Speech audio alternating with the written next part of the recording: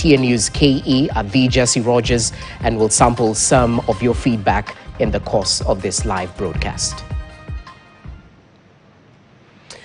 Moving on now, 1 year since the passing of General Francis Ogolla, a man deeply respected for his service, humility and dedication to the nation, KTN revisits his will, revealing final wishes that reflect his life of honor, simplicity and unwavering principles.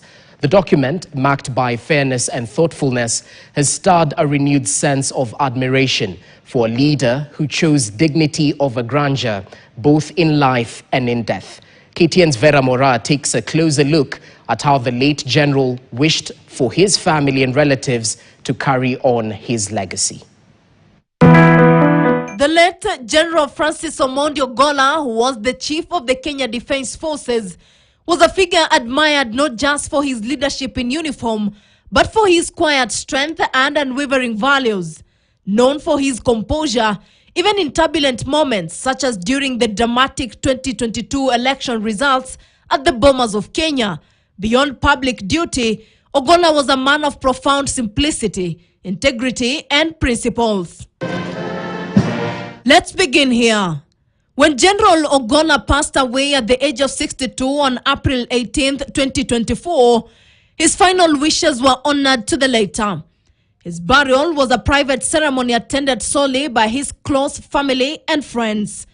True to his humble nature, Ogolla had left clear instructions that his burial should take place within 72 hours of his death, with no public advertisements or elaborate displays, instigating on a dignified, quiet farewell.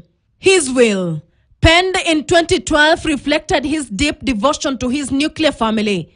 He distributed his service benefits, pensions, and emoluments to his wife Elaine Ogolla at 50%, and their two children Lona Acheng and Joel Rabuku, each receiving 25%, with the responsibility of managing his estates entrusted to his children Acheng and Rabuku.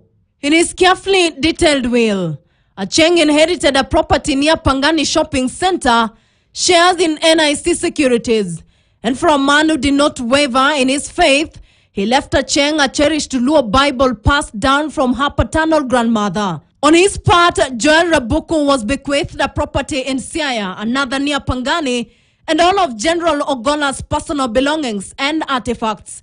Meticulously, Ogolla also directed that his personal clothing be burned after his passing.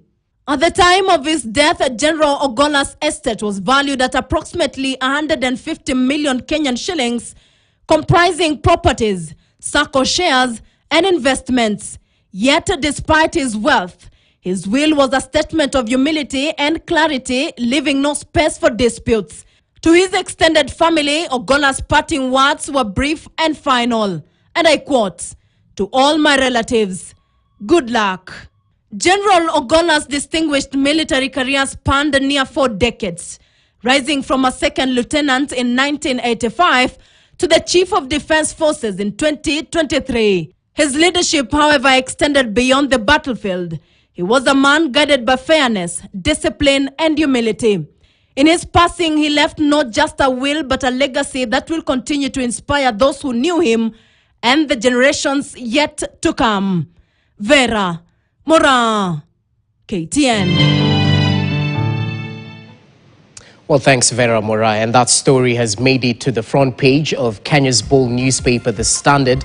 That's what you'll be waking up to tomorrow. The headline, as bold as always, this time round, focusing on the general's last wish. There you have it, the crash puzzle. 1 year has passed since Kenya's foremost soldier fell from the skies and perished. The KAF 1501 plane that killed General Ogolla carried an abysmal history. A refurbished Vietnam-era warbird that had experienced 2 emergency landings weeks apart. A preliminary report is out, but one some aviation experts say reads more like a cover letter than an investigation. Was this tragedy an accident or the final chapter in a silent war? Page 4 has more details, so do make sure you grab yourself a copy. Other stories are included in Kenya's bold newspaper, including how the government is threatening to shut down KTN Find out more details on page 2 of the Standard, even as the body of Agola band is set to be exhumed. That's from the counties. Make sure to grab yourself an edition of Kenya's Bold newspaper, because only the bold speak the truth. Well, we take a short break now. We'll be back with much more for you. To stay with us.